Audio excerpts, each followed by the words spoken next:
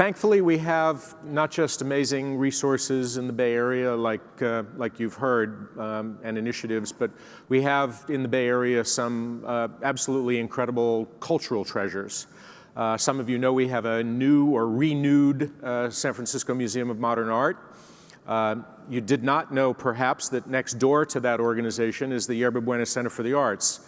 And it's probably one of our great jewels and treasures. It's not probably, it is. And in this month, in October, we saw the second of the Market Street prototyping festivals. Those of you who are in the Bay Area may have seen some of that.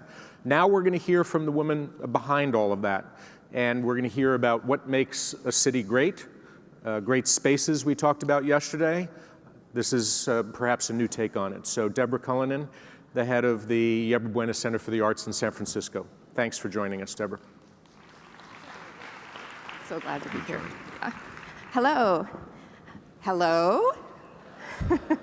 My name is Deborah. I'm really glad to be here.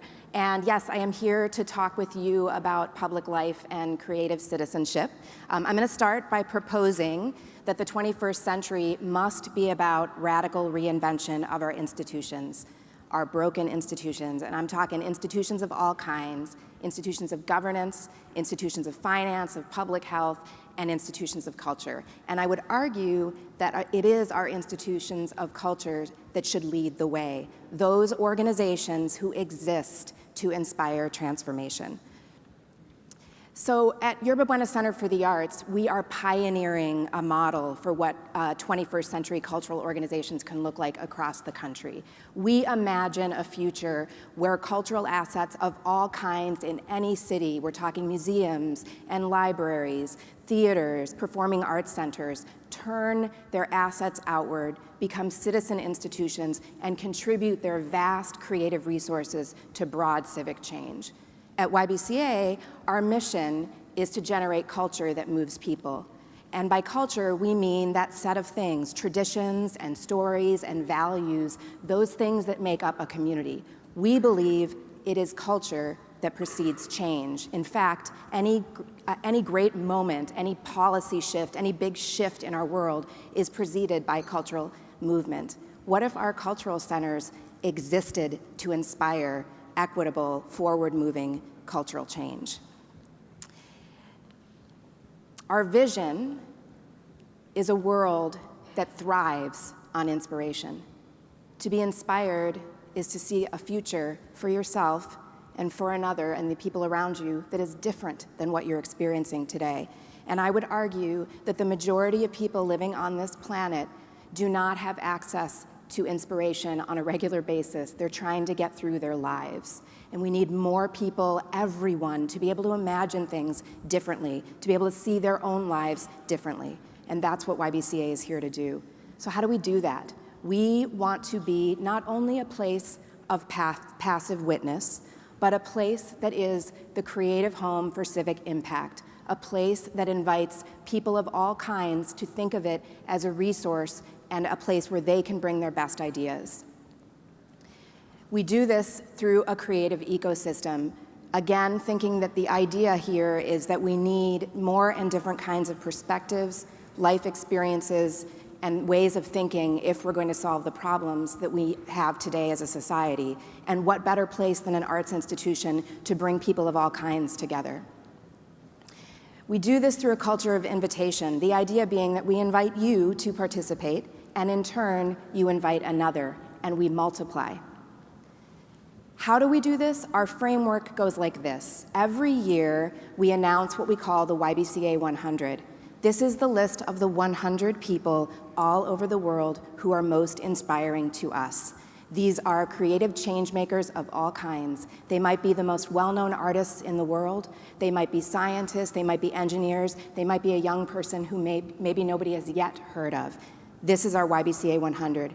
We then bring as many of those list makers together as possible in what we call our YBCA 100 Summit. We gather them with a group of stakeholders. We've got about 500 people coming next week.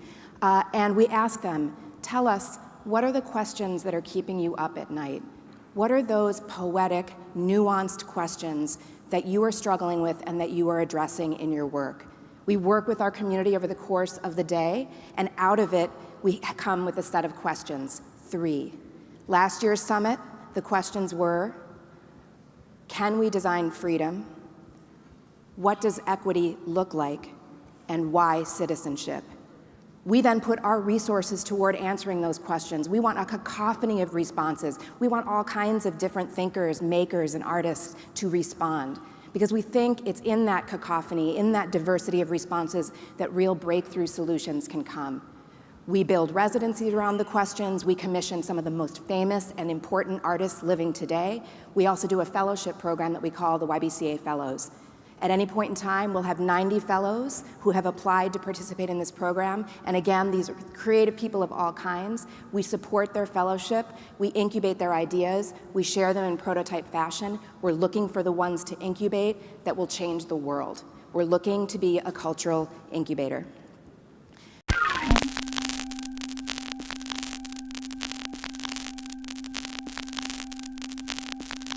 Welcome to Yerba Buena Center for the Arts.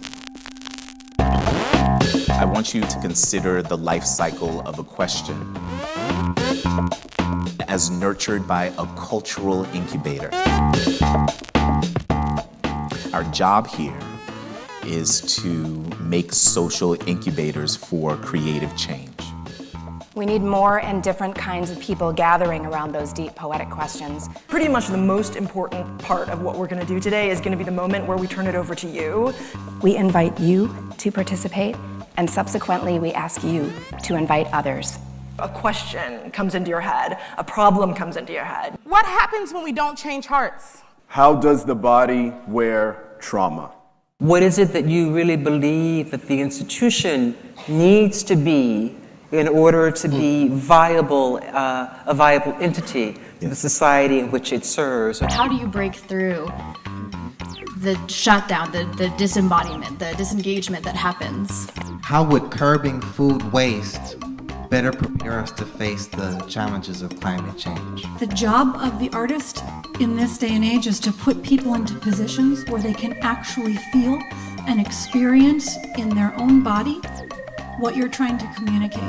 If we don't change us, we don't change the world. Who do we need to be? YBCA 100, so our 2016 summit is next week, just before the elections. Right, well timed.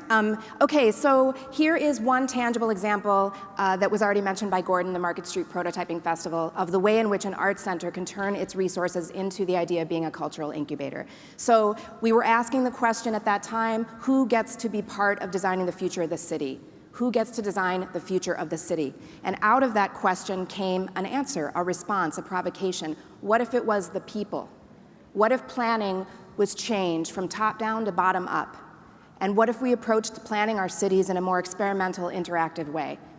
The result was the Market Street Prototyping Festival. This is an unprecedented, ongoing partnership with Yerba Buena Center for the Arts and the San Francisco Planning Department in anticipation of the much heralded redo of our main thoroughfare, Market Street, which is happening in 2018. So a multi-million, if not billion-dollar project, once-in-a-lifetime change of a 2-mile stretch of one of the most important but underperforming streets in our city.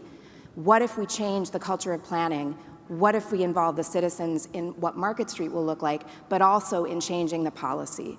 So the Market Street Prototyping Festival starts like this. We do an open call for ideas. We ask everyone, what do you want to see on your streets? What's going to make the street more vibrant, more connected, more inspiring for you? How can the street perform better?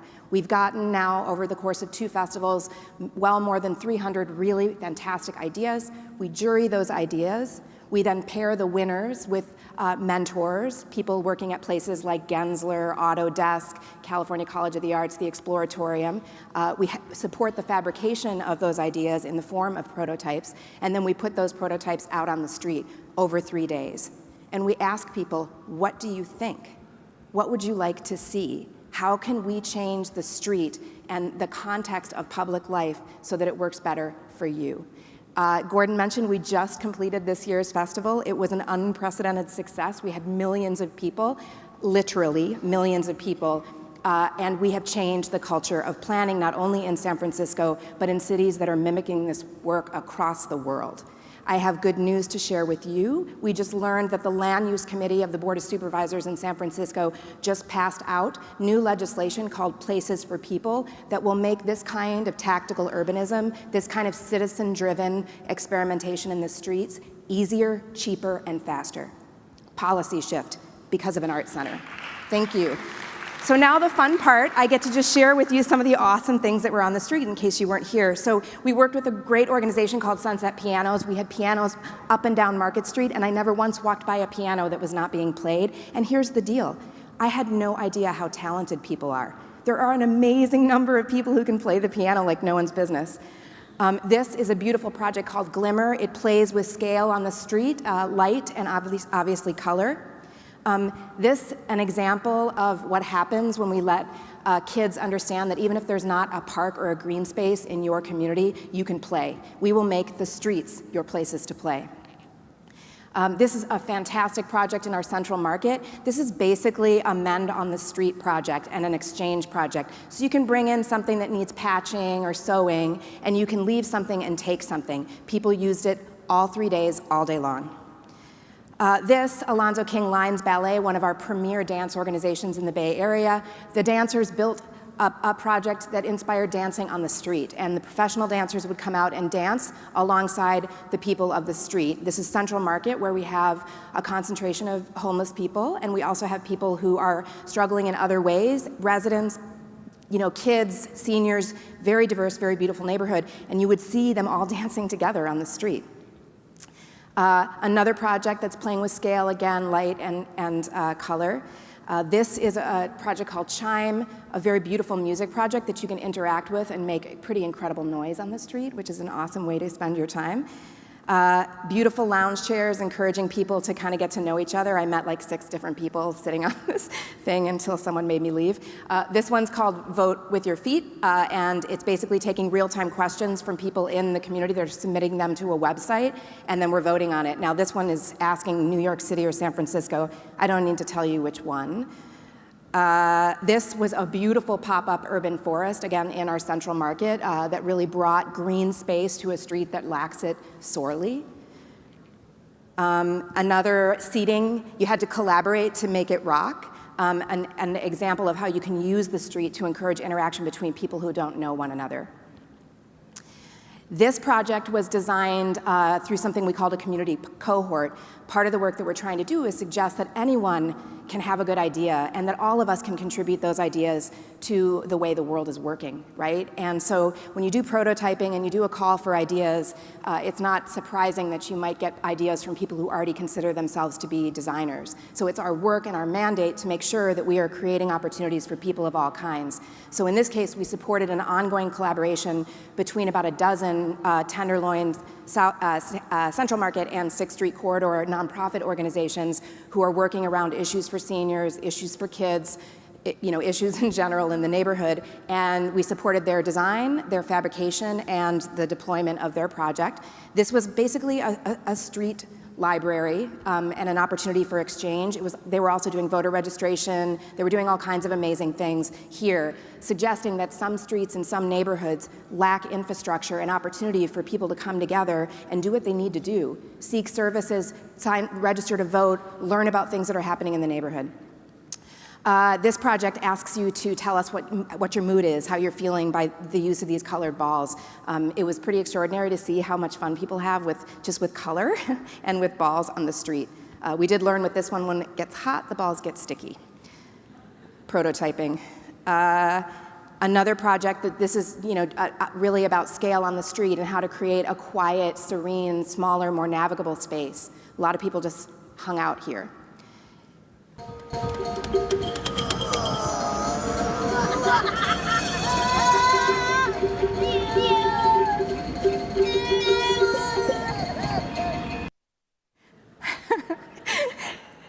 This came from last year's festival, and I play it all the time when I'm grumpy, because here's this kid walking on a stretch of Market Street that's usually just a thing to walk, like you just got to get from here to there on it, and he's stopping and he's communicating with the people across the street, and he's got a belly laugh.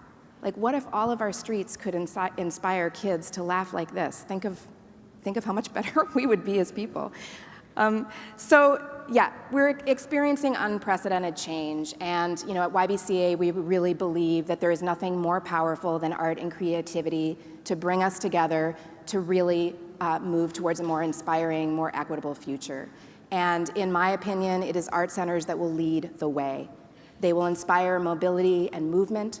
They will infuse our streets and our sidewalks and our communities with compassion, connection, and inspiration.